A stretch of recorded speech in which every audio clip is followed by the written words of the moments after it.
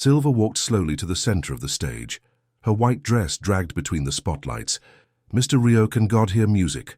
The bows stopped in mid-air. The orchestra fell silent. André froze. The question rolled like a wave over the crowd.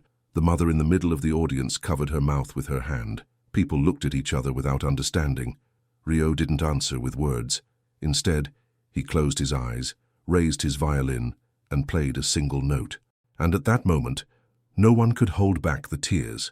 3 months earlier, Silva sat in her hospital room in Boston, surrounded by drawings she had made of angels playing the violin.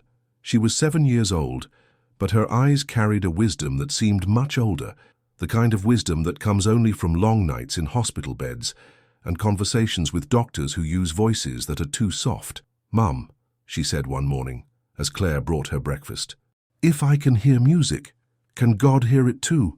Claire stopped halfway through setting down the tray. This wasn't the first time Silva had asked such questions. In the past 2 months, her daughter had asked her about heaven, about angels, about whether pain stopped after this life. But this question was different. "Of course he can, sweetie," Claire answered, trying to keep her voice steady.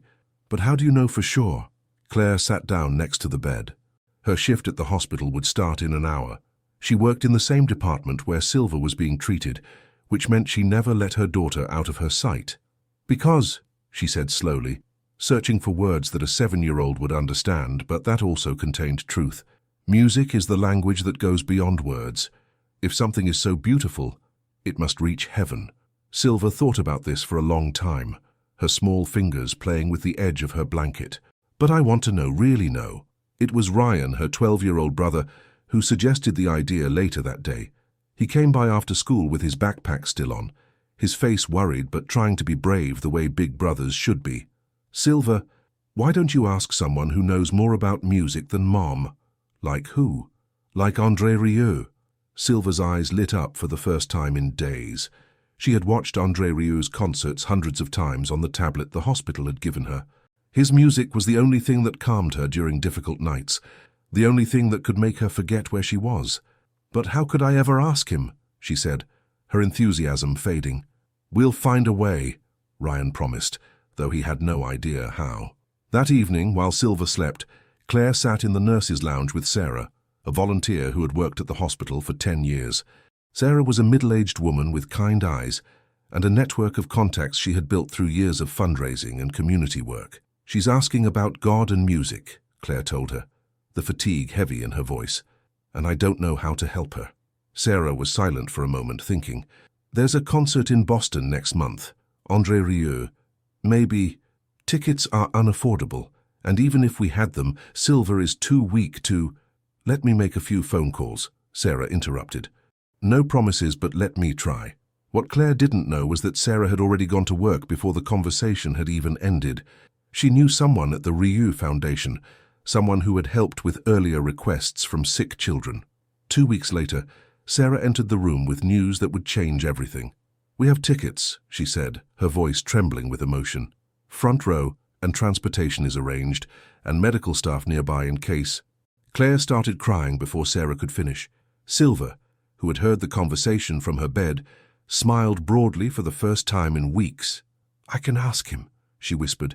"I can finally ask him." But what no one knew, not Claire, not Sarah, not even Ryan, was that Silva wasn't just planning to ask. She had a plan so bold, so unexpected, that it would transform the entire evening into something no one would ever forget. The weeks until the concert crept by with the slowness of molasses. Silva's treatments became more intense, her good days rarer. But every evening she practiced what she would say, whispering the words into the darkness of her hospital room.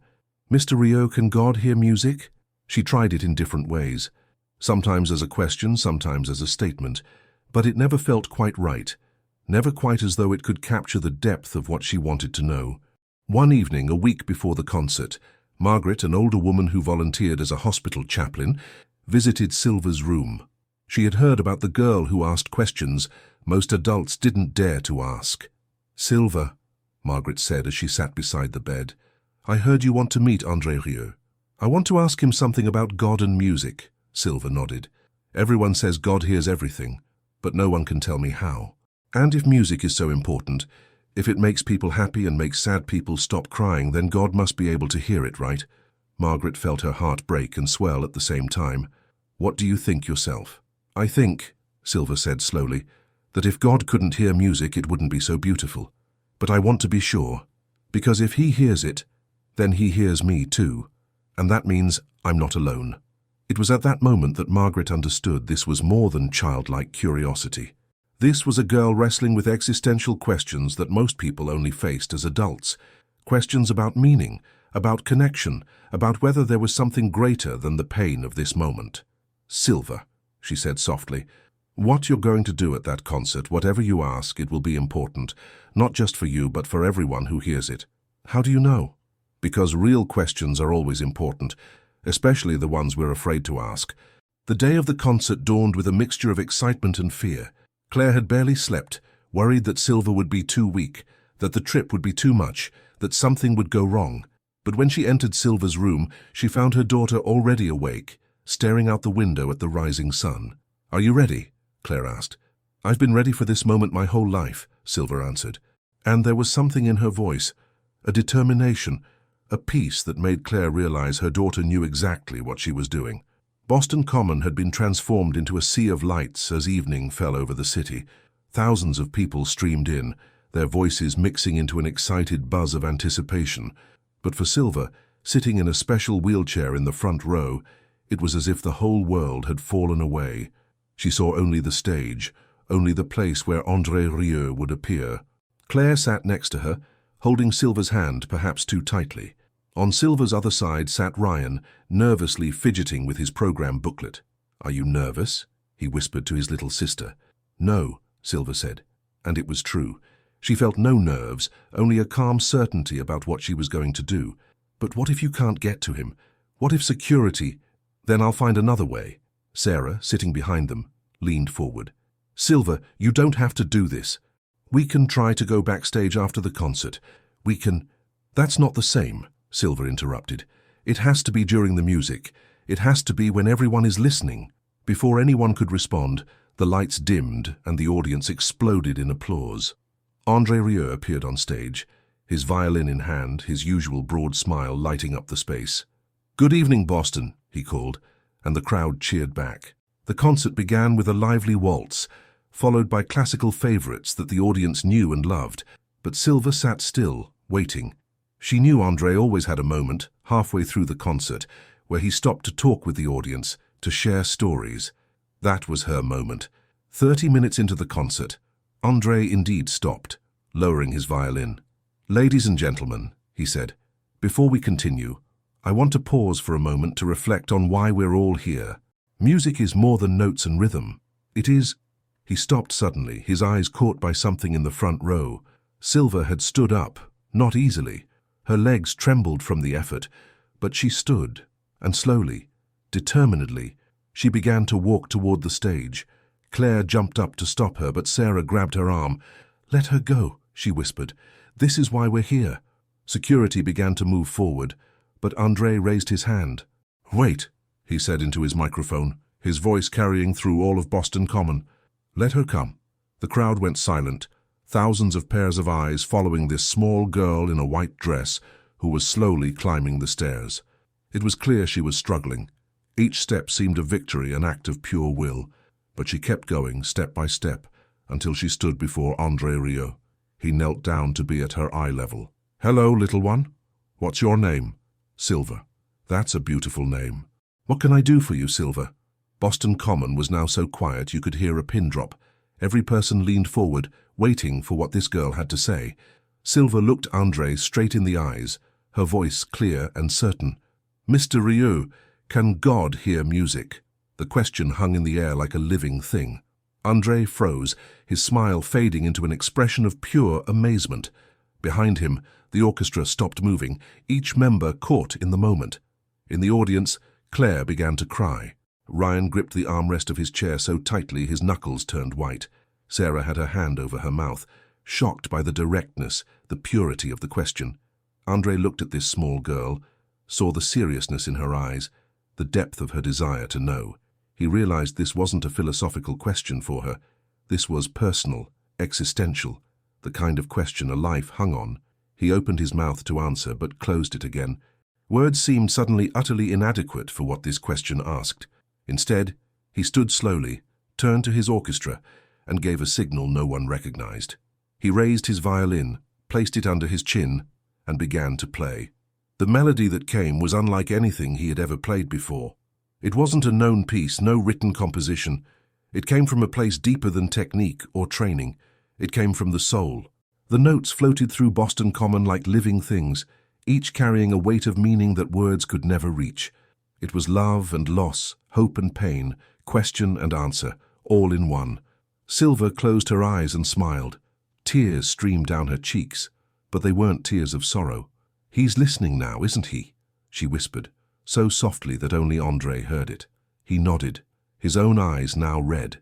He kept playing, the melody building to a climax so beautiful, so pure, that it was physically painful to hear. In the audience, something remarkable happened. One by one, people began to cry, not discreetly, not restrained, but openly, without shame. Grown men wept, women held each other. Children looked at their parents with wide eyes, wondering why everyone was sad. But it wasn't sadness. It was something else. It was the feeling of touching something sacred, something greater than the moment itself. When the last note died away, the silence lingered. André and Silva stood facing each other on stage, and for one perfect moment, it seemed as if they were the only two people in the universe. "Thank you," Silva finally said, her voice barely audible. "That was the answer I needed." André knelt again and hugged her carefully, as if she were made of glass. "No," he whispered in her ear. "You gave me the answer." The audience finally burst into applause, but it was different from regular concert applause. This was reverence, respect, recognition that they had just witnessed something that had transformed their understanding of music, of connection, of the divine.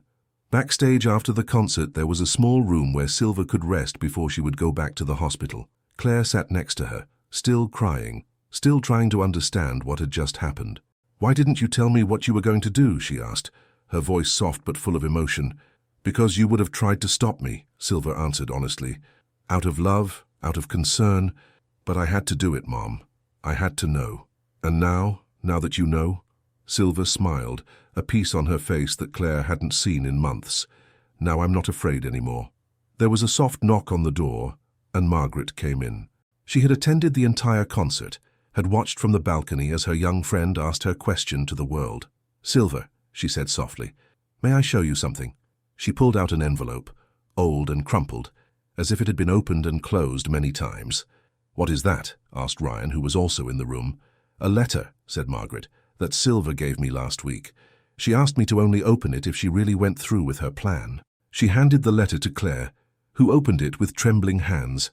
Inside, in Silva's childlike handwriting, were words that broke and healed Claire's heart at the same time.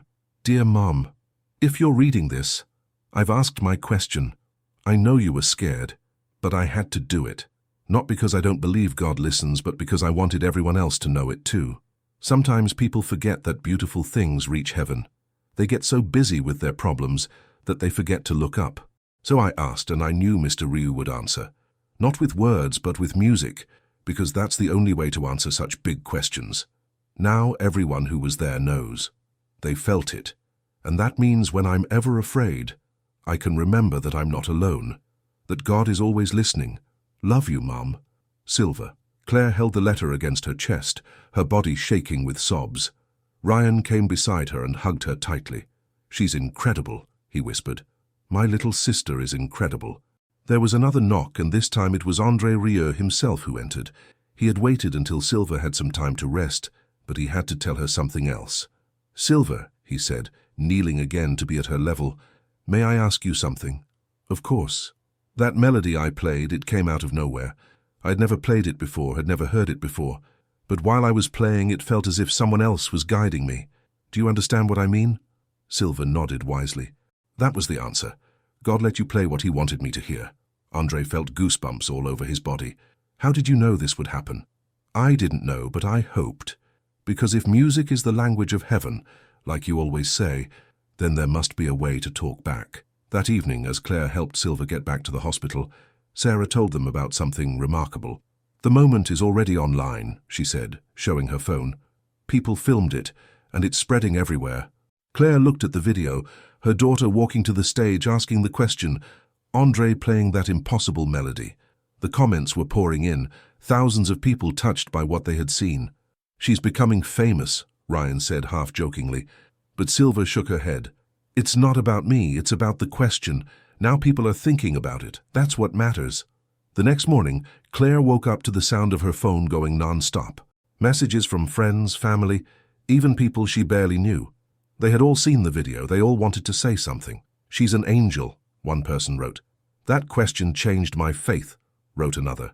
Claire went to Silva's room and found her already awake, staring out the window at the morning sun.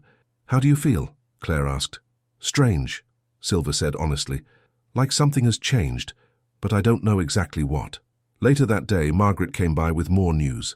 Churches across America are using the clip, she said. Pastors are playing it during services, talking about it in their sermons. Some are calling it the moment of divine connection. That sounds so big, Silva said, somewhat overwhelmed. It is, but it came from a simple, honest question. That's its power. That afternoon, Claire received a call from a journalist from a local newspaper. He wanted an interview with Silva, wanted to tell her story. Absolutely not, Claire said immediately. But Mrs. Mitchell, people want to know. My daughter is not a curiosity. She's a girl who asked a question, that's all. But it didn't stop with just that one journalist. Within days, there were requests from TV shows, magazines, even international media. They all wanted to speak with the girl who had asked the question that had silenced the world. André Rieu refused all interviews about the moment. When reporters tried to catch him after concerts, he only said, "Some moments are too sacred to analyze, just let it exist." But he did do something else. At the end of every concert, wherever he played, Paris, London, Vienna, he ended with the same melody, that indescribable, unrepeatable melody he had played for Silva. People tried to write it down, to figure out the notes. Musicians sat for hours in front of their instruments, trying to reconstruct it, but no one could get it quite right. It was as if the melody could only exist in that one moment, with that one question. It's because it didn't come from him, Silva said when Claire told her about the attempts. It came through him. That's different. Schools began using the clip in lessons about philosophy, religion, music. Teachers asked students, if you could ask God one question, what would it be? And everywhere across America and beyond, people began to think about questions they had avoided, conversations they had postponed. Parents talked with their children about faith in ways they never had. Couples discussed the big questions of life they had tucked away under daily worries. Friends shared their deepest doubts and hopes. Do you see what you've done? Ryan asked his sister one evening. I only asked. Exactly, and that was enough. But amid all the attention and analysis, there was one person who understood what had really happened. Margaret, the hospital chaplain, who had devoted her life to helping people wrestle with the big questions. She visited Silva often in the following weeks, and they didn't talk about the fame or the attention. They talked about the question itself, about what it meant, about why it had touched so many people. Do you know why people were so moved? Margaret asked one day. Why? Because you dared to ask what everyone wonders, but is too afraid to say out loud. Everyone wonders if God listens, if their prayers reach heaven, if they're heard, but almost no one asks it out loud. Why not? Fear, I think. Fear that the answer will be no. But you weren't afraid. I was afraid, Silva admitted. But I had to know anyway. And now you know. Silva smiled. And now everyone knows. 2 weeks after the concert, Silva began to get weaker. Not suddenly, not dramatically, but with the slow, inevitable progression that Claire had feared since the diagnosis. She spent more time in bed, her energy decreasing with each day. But strangely, she seemed more peaceful than ever. Mom, she said one morning, I'm not scared anymore. I know, sweetie. I see it. It's because of the music, because of the answer. Claire nodded, unable to speak through the lump in her throat. She sat down next to Silva on the bed and stroked her hair like she had done when Silva was a baby. Some things never change, she thought. A mother's need to comfort her child, to protect, even when protection is no longer possible. Mom, can I tell you something? Silva asked after a long silence. Of course, sweetie. Anything. Since that night on stage, I've been having dreams, but not scary dreams like before. Beautiful dreams. What kind of dreams? Silva's eyes got a distant look, as if she was looking at something Claire couldn't see. I dream that I'm in a big hall, bigger than Boston Common even, and everywhere there's music, not just violin music, but all kinds, pianos, flutes, voices singing in languages I don't know but still understand. Claire felt her heart contract. Sounds beautiful. It's more than beautiful, Mom. It's complete. Like all the music that was ever made comes together there. And in that dream I feel no pain. I feel light, like I could fly if I just wanted to. Silva. And you know what the most beautiful thing is? In those dreams, I see that God doesn't just listen to the music. He dances to it. He's part of it. The music comes from him and returns to him like breathing. Claire began to cry quietly, trying not to show it. But Silva noticed anyway. Don't cry, Mom. These dreams make me happy. They show me where I'm going. Ryan came every day after school, brought his homework so he could sit with his little sister. They talked less now. Words didn't seem as important anymore, but the connection between them was stronger than ever. One afternoon, when Silva seemed particularly clear, she turned to her brother with a question that surprised him. "Ryan, what do you want to be when you grow up?" He hadn't expected this question. Not now. Not here. I don't know. I thought maybe an engineer or... No, she interrupted gently. I don't mean what kind of work, I mean what kind of person. Ryan thought for a long time. I think I want to be someone who helps other people like you did. I didn't help anyone. I just asked a question. But that's exactly what people need, Silva. Someone who asks the questions they're too afraid to ask. Someone who shows it's okay not to have all the answers. Silva smiled, and for a moment she seemed again like the energetic girl she had once been.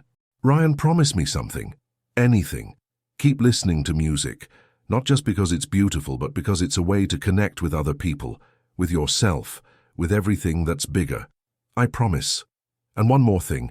If you ever feel lonely or scared or lost, listen to that melody that Mr. Rieu played, because in those notes is everything I wanted to tell you but could never find the words for. Ryan gripped her hand tightly. I'll listen. Every day. André Rieu visited the hospital once quietly and unnoticed by the media.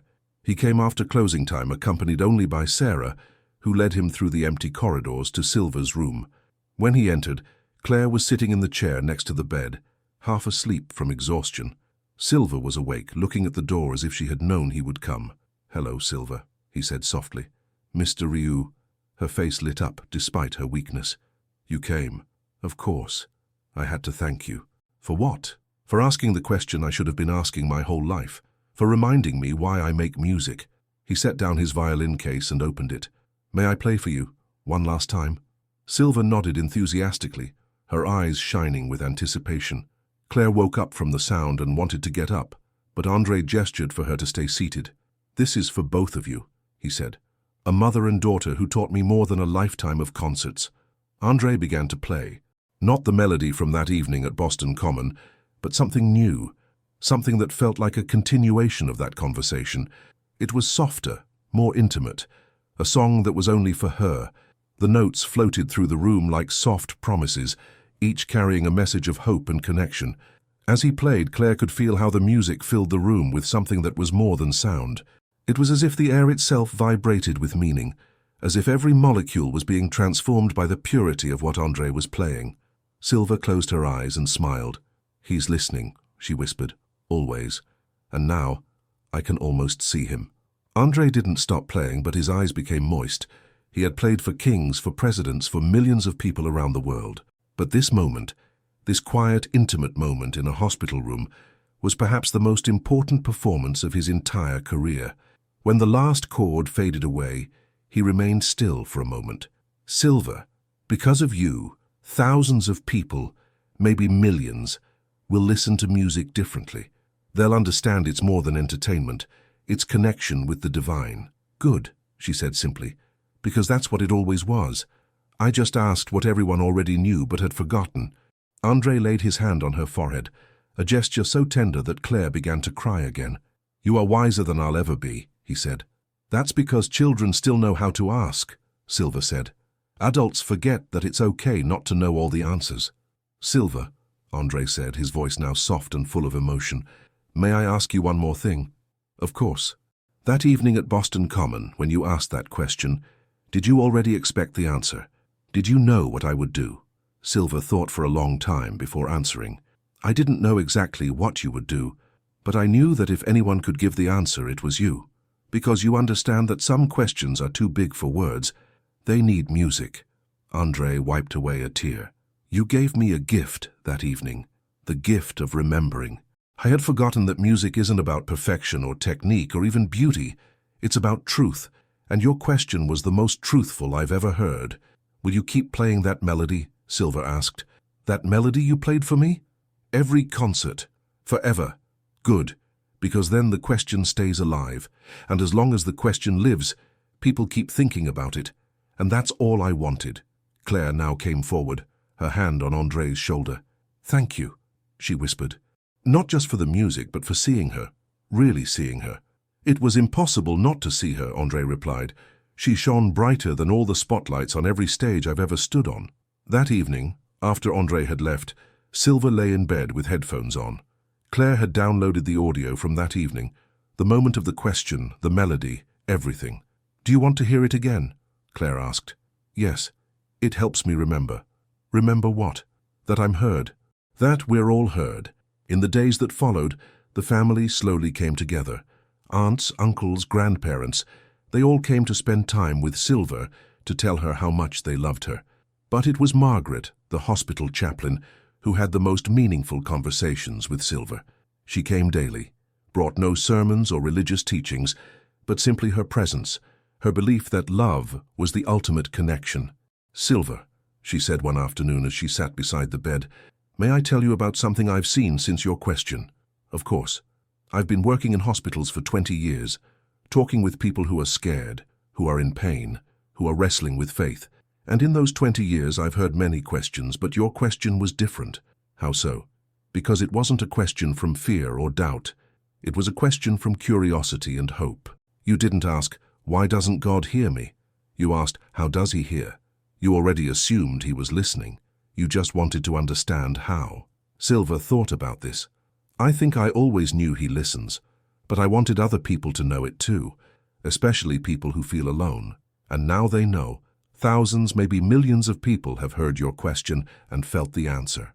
They understand now that God isn't just in silence and prayers, but also in music, in beauty, in everything that touches our hearts. That's good, Silva said weakly, because that means my question wasn't just for me.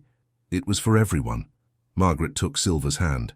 You know what the most beautiful thing is? Your question will keep living. Long after, long into the future. It will keep inspiring people to ask their own questions, to believe they're heard. That's what I wanted. Not for people to remember me, but for them to remember that it's okay to ask, that asking questions doesn't mean you don't believe. It means you have enough faith to be honest. Margaret felt tears prick her eyes. This 7-year-old had shown more wisdom in a few weeks than most people in their entire lives. You're right, she said softly, and I think God is happy with honest questions. Because how can we truly connect if we're not honest about our doubts?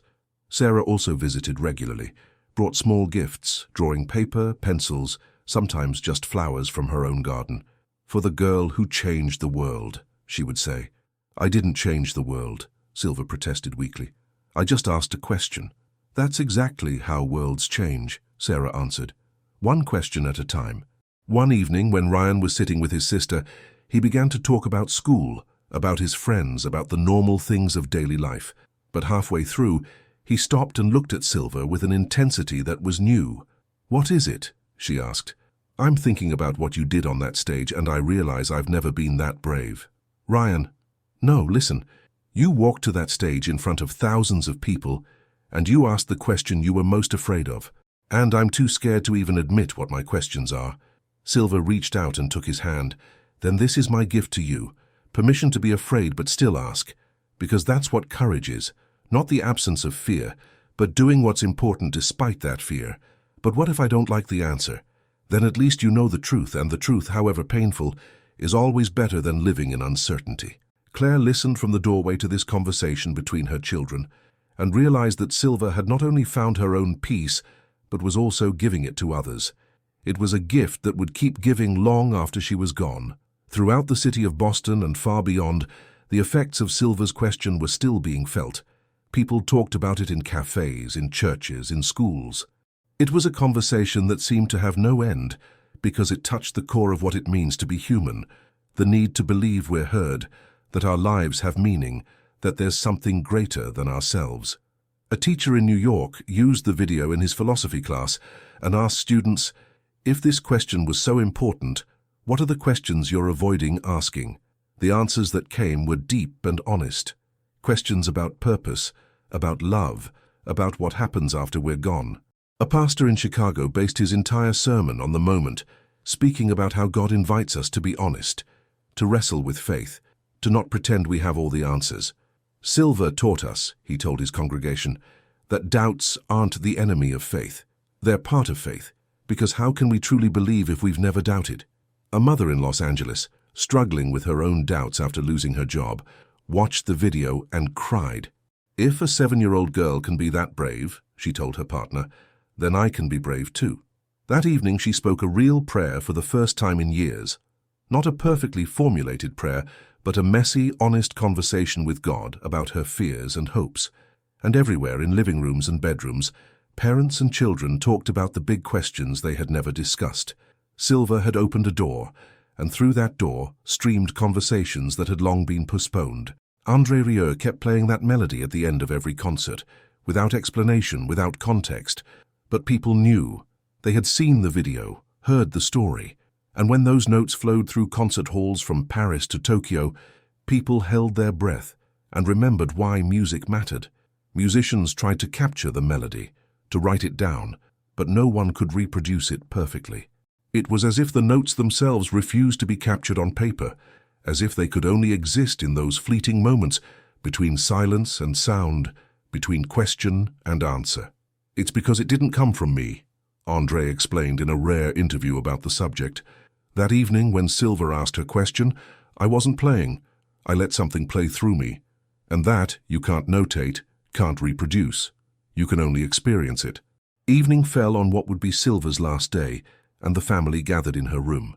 Claire on one side, Ryan on the other, both holding her hands. Margaret sat at the foot of the bed, praying silently. Sarah stood by the door, her presence a quiet support. The room was filled with a peace no one could explain. There was grief, of course, deep, sharp grief. But there was also something else, a feeling of fullness, of completeness, as if Silva's short life was exactly what it needed to be. Play the music, Silva whispered, her voice so soft it was barely audible. Ryan started the recording on his phone, the volume soft but audible. The melody filled the small room, that impossible, unforgettable melody that had been born in a moment but would live forever. Silva listened, her breathing slow but peaceful. Do you hear it? She whispered. He's listening along. We hear it, sweetie, Claire said through her tears. Good, because that means you're never alone. Where there's music, there's connection. Where there's connection, there's God. Those were Silva's last words. She closed her eyes as the melody continued to play, a smile on her face that was so full of peace it seemed almost impossible that she had known pain. Claire held her, felt the moment her daughter made the transition from this life to whatever came next. It wasn't dramatic or frightening.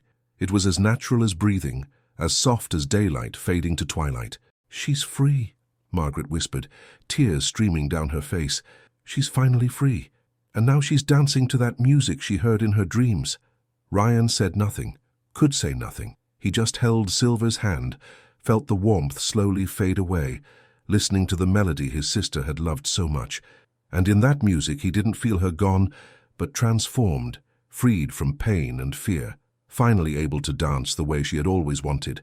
Silva's funeral was held in a small church in Boston.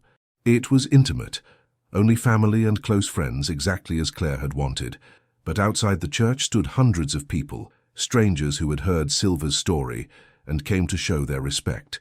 During the service, André Rieu played live, not the melody he had played for Silva, but something new, something that felt like a celebration of her short but impactful life. It wasn't sad music, but music full of light and hope, music that spoke of beginnings instead of endings. When the last note faded away, everyone stood, not in applause but in silence, hands on hearts, a collective moment of reverence for a girl who had dared to ask what no one else dared. Claire spoke briefly, her voice strong despite her grief. "My daughter taught me that asking questions is an act of faith, that honesty about our doubts doesn't separate us from God but brings us closer to Him, and that music, beautiful, honest music, is the bridge we can all use when words aren't enough." She paused, her gaze wandering over the faces before her. "Silva didn't want you to be sad. She wanted you to ask questions, to be honest, to listen to music, to each other, to the silence where God dwells. And if you do that, she'll somehow still be with you." Ryan read aloud a letter he had written to his sister, promising he would keep her question alive, that he would continue to encourage people to be brave in their search for truth. His voice broke several times, but he kept going, driven by the promise he had made to Silva. "You taught me," he read, "that courage doesn't mean having no fear. It means loving despite fear, asking despite uncertainty, believing despite doubt. And I promise you, little sister, that I'll keep asking for you, for myself, for everyone who's too afraid to do it themselves." And Margaret, the hospital chaplain who had known Silva so well, ended with a blessing that felt as if it came directly from the child herself. "May we all have the courage to ask our questions. May we believe we're heard. And may we hear music, not just with our ears, but with our souls. Because in that music, in that beautiful divine music, we find connection with everything that's sacred." The clip of Silva's question has more than 20 million views. It's been translated into dozens of languages, used in hundreds of churches and schools, cited in philosophical discussions and theological debates.